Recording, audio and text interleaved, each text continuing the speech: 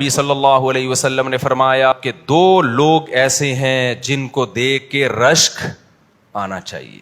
ان کو اللہ نے اتنی بڑی نعمت دی ہے نا کہ آپ اگر یہ سوچو کہ کاش میں ایسا ہوتا تو یہ سوچنا بنتا ہے. وہ دو کون لوگ ہیں؟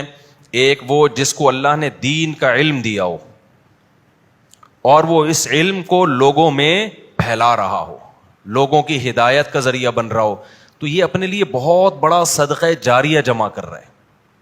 کیونکہ جو کسی گناہ کی بنیاد رکھتا ہے, جب تک دنیا میں گناہ ہوتا رہے گا اس کو فری میں گناہ ملتا رہے گا.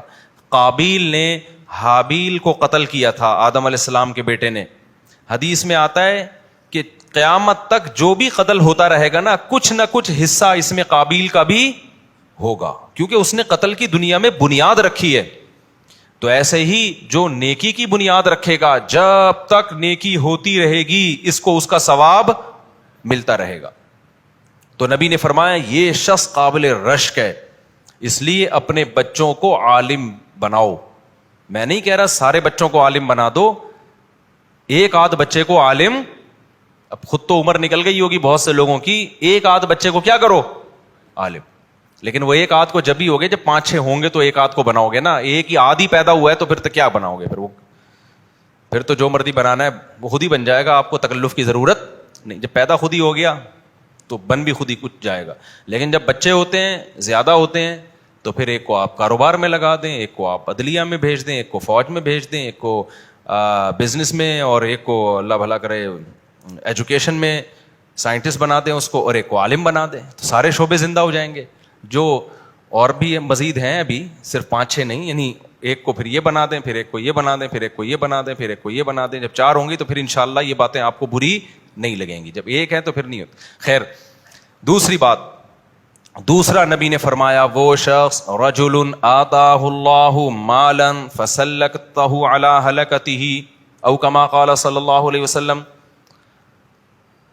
او قال فہو ينفق منہ سرا وجہرا. حدیث کے پورے الفاظ ورڈنگ مجھے یاد نہیں ہے, مفہوم یاد ہے.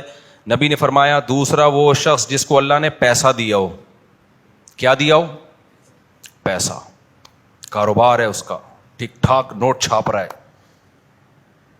جاب بہت اچھی ہے, یا تو اس میں پیسہ بہت مل رہا ہے, یا بزنس میں بڑا دبا کے پیسہ کما رہا ہے. اب آپ کہیں گے اچھا آ گیا نا پیسے والا بھی اس میں. وہی فرمایا اتنا پیسہ دیا اور وہ اس سے دن رات خیر کے کاموں میں خرچ کرتا ہے, رشتہ داروں کو کھلا رہا ہے, ان کی دعائیں لے رہا ہے, ماں باپ کو کھلا رہا ہے, ان کی دعائیں لے رہا ہے, بہن بھائیوں پہ خرچ کر رہا ہے, ان کی دعائیں لے رہا ہے, غریبوں پہ خرچ کر کے ان کی دعائیں بول لو نا لے رہا ہے, دینی مدرسوں پہ خرچ کرتا ہے. جتنے علماء دینی مدرسوں سے پیدا ہوں گے, دین کا کام کریں گے, اس کا بھی اس میں حصہ ہوگا. درخت لگا رہا ہے انہی پیسوں سے. حدیث میں آتا ہے جس نے درخت لگایا اس کے مرنے کے بعد چرند پرند بھی جب تک درخت سے کھائیں گے اس کو قبر میں ثواب ملے گا. تو پھر غریب کو حسرت ہو, کاش میرے پاس پیسہ ہوتا, میں بھی ایسے آخرت کماتا جیسے یہ کما رہا ہے. آج پیسہ دیکھ کے حسرت تو ہوتی ہے, کس بات کی؟ یار کاش میرے پاس پیسہ ہوتا, میں بھی آئس پیتا. کاش میرے پاس بھی پیسہ ہوتا, گٹکے سے جان چھوٹتی اور ہیروئن کے انجیکشن, وہ تو مہنگے ملتے ہیں نا, وہ لگاتا. کاش میرے پاس بھی پیسہ ہوتا, پان اور نسوار سے جان چھوٹتی اور ڈائریکٹ پیتا. کاش میرے پاس پیسہ ہوتا, لینڈ کروزر میں گھومتا. کاش میرے پاس پیسہ ہوتا, خوبصورت لوکیشن پہ 1000 گز کا بنگلہ ہوتا. ایک صاحب نے مجھے کہا یار میں غریب تھا, مجھے اتنی حسرت ہوتی تھی, میں جب مالداروں کو دیکھتا تھا نا ان کی بزنس کی باتیں, 1 کروڑ کا یہ فائل پکڑ لے, 2 کروڑ کی ادھر پہنا دے. کہہ رہا میں ایسا افسوس یار, ہم جب بیچ رہے ہوتے ہیں 50 روپے کی یہ چینی خرید لے, 55 روپے کی بیچ دے. کہہ رہا میں ایسا حسرت میں آتا تھا یار. تو حسرت ہو اس بات کی نہیں کہ کروڑوں کی فائلوں سے کھیل رہا ہے, اس کی یار جو کروڑوں کی فائلوں سے کھیل رہا ہے تو وہ خیر کے کاموں میں خرچ بھی بہت کر رہا ہے, حج بھی کر رہا ہے, عمرے بھی کر رہا ہے, اللہ کے گھر کی زیارت بھی کر رہا ہے. تو پیسہ ہونا کوئی کمال نہیں ہے, پیسہ جب قابل رشک ہے جب وہ خیر کے کاموں میں خرچ ہو رہا ہے. نہیں ہو رہا تو صرف عیاشی میں لگ رہا ہے, تو بھائی پھر تو حدیث میں آتا ہے کہ مالدار لوگ جنت میں کم ہوں گے, غریب جنت میں زیادہ. مالدار ہوں گے بھی تھوڑے اور جائیں گے بھی دیر سے جنت میں. غریبوں کو اللہ نا لائن میں پہلے لگائے گا جنت میں. ہر جگہ لائن میں پیسے والا آگے ہوتا ہے کہ نہیں ہوتا؟ ابے بھائی بل جمع کرانے اب تو لوگ آن لائن کرتے ہیں, پہلے جب لائن میں لگے ہوتے تھے نا, بینک مینیجر آتا تھا, وہ دیکھتا تھا یار یہ تو ہمارا جو ہے نا اس کا اکاؤنٹ ہے ہمارے پاس, کروڑ روپے کی ٹرانزیکشن ہوتی ہے, اشارہ کرتا تھا سر آپ ذرا سائڈ پہ آ جائیں. سر آپ کیا کریں؟ رکشے والے ٹیکسی والے پیچھے کھڑے ہوتے تھے, انہیں کوئی نہیں, وہ وہیں پر سائڈ مارتے ہیں, ان پہ روڈ پہ چل رہے ہوتے ہیں, آپ ذرا سائڈ پہ آ جائیں. وہ ایک آدمی جو ہے نا لائن میں لگے ہوئے تھے, بہت سارے لوگ گرمی میں بینک میں بل جمع کرانے کے لیے. اتنے میں اچھا کھڑکی کھل نہیں رہی تھی, لوگ تپے ہوئے ہیں غصے میں کہ یار وہ ونڈو کھلے تو ہم بل جمع کرائیں. اتنے میں 3 پیس سوٹ ٹائی میں نا ایک بندہ آیا بیف کے ساتھ میں. جیسے ہی آگے جانے لگا لوگوں نے پکڑ کے مارا, بھائی لائن میں لگ تو کم بخت, ہم لوگ بے وقوف ہے جو گھنٹے سے لائن میں کھڑے ہوئے ہیں, تو آگے جا رہا ہے. وہ کچھ بولنے لگتا, سنتے ہی نہیں, پھر وہ آگے جاتا, پھر پکڑ کے لوگ کوٹ دیتے. یہی چل رہا ہے. کافی دیر بعد پتا چلا یہی ہے جو بل جمع کرانے کے لیے کھڑکی کھولے گا. لوگ اتنے تیش میں ہوتے ہیں نا کہ سنتے نہیں ہیں, اسی کو جانے نہیں دے رہے آگے. تو غریب آدمی ہر جگہ پیچھے ہوتا ہے. حدیث میں آتا ہے جنت میں کہاں ہوگا؟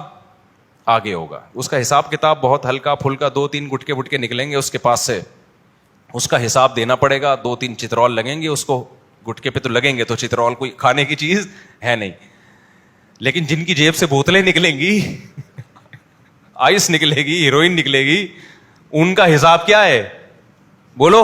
وہ بڑا سخت. جیسے ایئرپورٹ پہ گٹکا پکڑا جائے نا تھوڑی سزا ہے, ہیروئن پکڑی جائے تو نہیں, پھر نہیں بچتا آدمی. اور سعودی عرب میں تو سر قلم, گٹکے پہ سر نہیں قلم ہوتا سعودی عرب میں, پتہ کر لینا ایسا نہ ہوتا ہو گٹکے لے جانا. لیکن میرا خیال ہے گٹکے پہ سر نہیں قلم ہوتا, باقی نشے کی چیز نکل جائے تو سر قلم ہو جاتا ہے وہاں پہ. تو خیر, تو نبی نے فرمایا دوسرا وہ شخص ہے جس کو اللہ نے دولت دی ہو اور وہ دن رات خیر کے کاموں میں خرچ کر رہا ہو.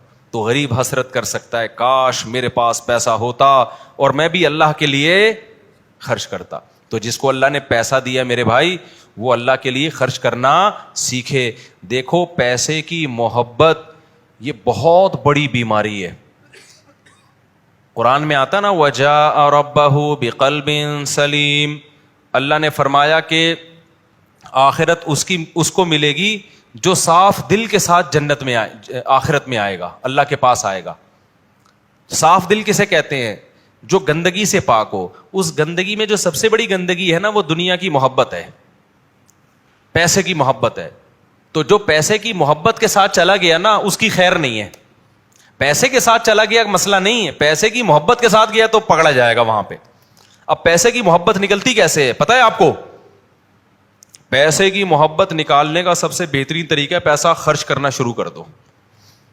بچا کے نہ رکھو, خرچ کرو. یہ لو بھائی لفافے میں, یہ لو بھائی ہدیہ, یہ آپ کو گفٹ ہے جی, یہ آپ کو صدقہ ہے جی, یہ آپ کو زکوٰۃ ہے جی, یہ میری طرف سے مدرسے میں اترے جی, یہ 6 پھنکے مسجد میں میری طرف سے, بھائی یہ فلاں کو کھانا کھلا دیا.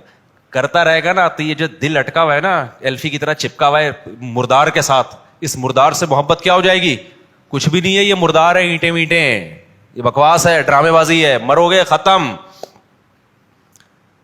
تو ٹھیک ہے اپنا لائف اسٹائل بھی اچھا کر لو, بیوی بچوں کا بھی اچھا کر لو, اس کے بعد کچھ بچا بھی لو بچوں کے لیے, مر گئے تو ان کے کام آئے گا. اس کے بعد کیا کرو؟ بس یار اڑاؤ یار, خود بھی کھاؤ پبلک کو بھی کھلاؤ, خیر کے کاموں میں خرچ کرو, صدقہ جاریہ میں خرچ کرو. سمجھتے ہو عربوں میں ہم نے یہ چیز بہت دیکھی ہے, بڑے سخی ہوتے ہیں عرب آج بھی بہت. ایک سخاوت سیکھنے کا طریقہ یہ بھی ہے کہ کچھ دن عربوں میں سچی مچی کے عربوں میں گزار لو. سعودی عرب میں ہر آدمی عرب نہیں ہے, ایسے ایسے لوگوں نے بس چھوڑا بھی زیادہ نہیں جاؤں گا میں, آج کل وہ ویسے بھی آج کل بڑے تیش میں آئے ہوئے. تو لیکن جو سچی مچی کے عرب لوگ ہیں نا, کبھی ان میں جا کے رہو تو سخی لوگوں میں رہنے سے بھی انسان میں کیا آتی ہے؟ سخاوت. ہمارے ایک ریلیٹیو حج کرنے کے لیے گئے سعودی عرب میں, وہ امریکہ میں بھی رہے ہیں, تو گوروں کی سخاوت بھی دیکھی. جب عربوں میں گئے تو عربوں کی دیکھ کے حیران ہو گئے. انہوں نے کہا یار گورا تو یہ تصور نہیں کر سکتا جو جس طرح کی ان لوگوں میں سخاوت ہے. میں بھی عربوں کے ساتھ رہا ہوں, میں نے بھی اپنی آنکھوں سے ان کی سخاوت دیکھی ہے. تو اس لیے میں کہہ رہا ہوں, ایسے ہی سن کے نہیں کہہ رہا, جو دیکھا ہے وہ بتا رہا ہوں. عربوں میں ٹھیک ہے بہت برائیاں ہوں گی, لیکن چونکہ اسلام چلا ہے نا وہاں سے, تو کچھ خوبیاں ایسی رہ گئی ہیں جو من حیث القوم دوسری قوموں میں نہیں ہے.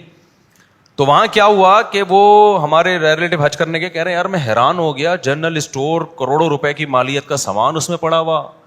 ایک عربی شیخ آیا, اچھا حاجیوں کا رش اس اسٹور میں, عربی شیخ آیا, دکاندار سے پوچھا, کان میں کچھ عربی میں کڑکڑ بات ہوئی, چلا گیا اور کچھ تھما کے نا اس کو.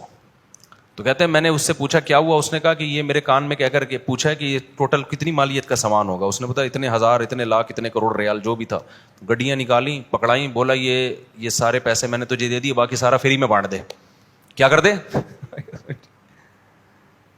چھوڑو رہنے دو, زیادہ ہو گئی میرا خیال. آپ لوگ برداشت نہیں کر پا, اتنا انسان سخاوت پہ بیان کرے جتنا انسان بولو برداشت. ایسے واقعات آپ سمجھو گے شاید مفتی صاحب پھینک رہے ہیں, تو دیکھی نہیں نا ہم نے سخاوت. جب سخاوت دیکھو گے سخی لوگوں کی تو پھر لگے گا, چونکہ ہم نے تو اپنے بزرگوں میں علماء میں دیکھی الحمدللہ. لوگ کہتے ہیں نا مولوی ایسے ہے, تمہیں مولویوں سے تمہارا واسطہ کہاں پڑا ہے, تم ذرا آؤ ہم تمہیں کچھ مولویوں کے ساتھ بٹھاتے ہیں, پتہ چلے گا وہ سخاوت کے کتنے بڑے دریا ہیں. دنیا سے محبت نہیں کرتے. میں نہیں ہوں ایسا, لیکن ہم نے جن مولویوں کے ساتھ آپ آ جائیں کہ پتہ چلا قرضہ مانگنے مجھ سے, آپ تو بہت سنا ہے بڑے سخی ہیں, تو میں تو آپ جیسا ہی ہوں, بلکہ ہو سکتا ہے آپ مجھ سے اچھے ہوں, لیکن ہم نے بڑے بڑے دیکھے ہیں علماء میں. تو دل سے دنیا کی محبت نکالنے کے لیے روکھڑا کیا کرنا پڑے گا؟ خرچ.